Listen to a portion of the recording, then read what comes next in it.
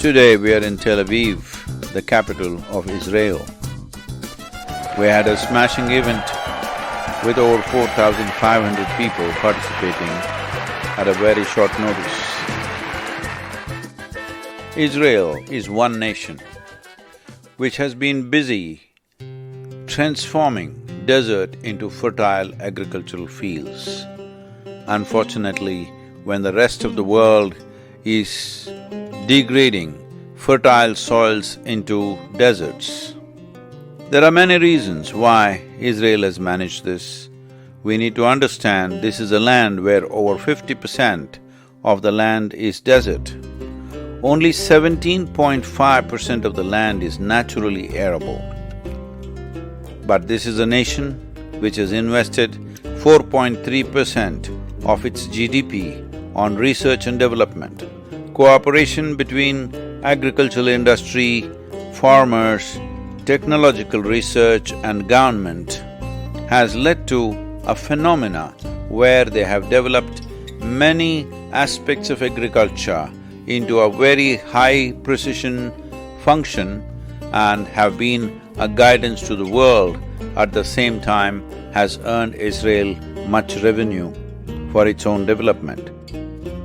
95% of the food requirement of the Israeli people is produced in this land, which is harsh by its natural tendency but tamed and transformed by these determined people into very fertile agricultural yields.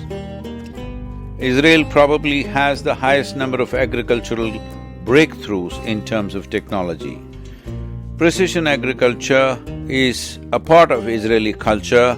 Technology developments for efficient farming are the hallmark of Israeli agricultural system, and these technologies are now reaching the rest of the world in terms of protecting the crop, in terms of protecting the harvest, and also, above all, the now famously and heavily used system of saving water in irrigation, which we today call as drip irrigation, originated from Israel.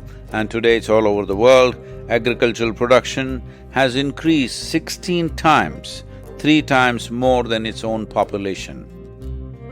This is an example that world needs to emulate, and above all, the most important aspect that we need to emulate from Israel is food should grow where people are, not somewhere else.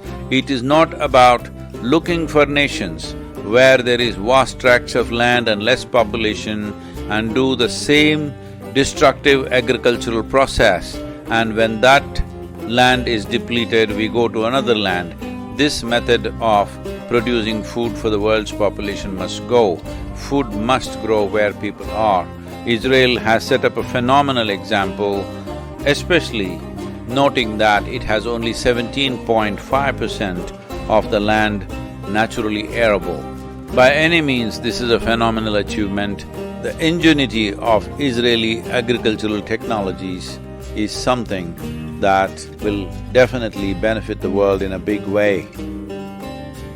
It is heartening to see that when people have the necessary resolve, we can turn things around, and definitely where we are right now in terms of soil degradation in the world, this can be turned around if we have the necessary resolve and focus. Save soil, let's make it happen.